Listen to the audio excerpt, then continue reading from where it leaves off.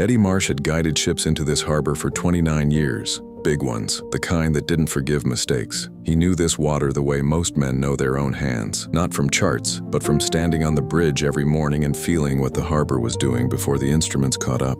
Two kids were learning the harbor from him, Danny and Chris, 7 months in, quiet, serious, the kind of young men who listened more than they talked. Eddie had high hopes for both of them.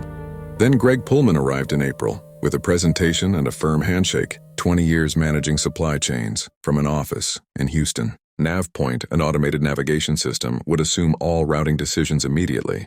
Pilots would monitor through June. After that, fully automated, junior program, cut. Danny and Chris were gone by the end of the week. Pullman was on the bridge often that spring. The vessel came in. The approach looked clean, but the crew was holding their breath. Pullman nodded at the screen. "Clean approach," he cheered. But seasoned men don't hold their breath for clean approaches. Eddie said nothing. The harbor was calm that time of the year. It would not always be.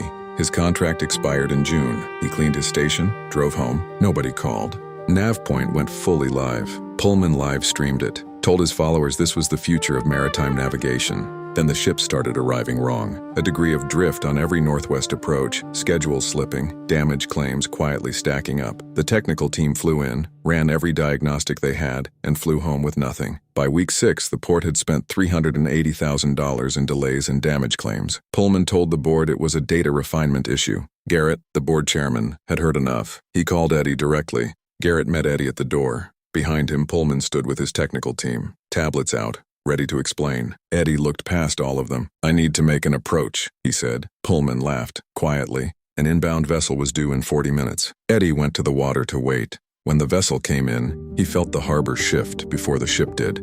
His hands in the water, in the kind of agreement that takes decades to reach. The ship arrived clean. Actually clean. In the operations center, nobody spoke. Eddie came back inside, looked at Garrett. "There's a ridge on the seafloor at the northwest approach. Wind pushes the water sideways. Every ship gets shoved off course before it reaches the dock. NavPoint plots the cleanest line." He looked at Pullman. "The harbor doesn't care about clean lines." Pullman stayed quiet. "We need you back," said Garrett. "Your rate, your terms." Eddie paused, then looked at Garrett. Danny and Chris finished their certification, both of them. Garrett nodded. They shook hands. The harbor didn't know what NavPoint was. It knew Eddie. Turns out that was the part that mattered. Share this with someone who carries knowledge no system will ever replace.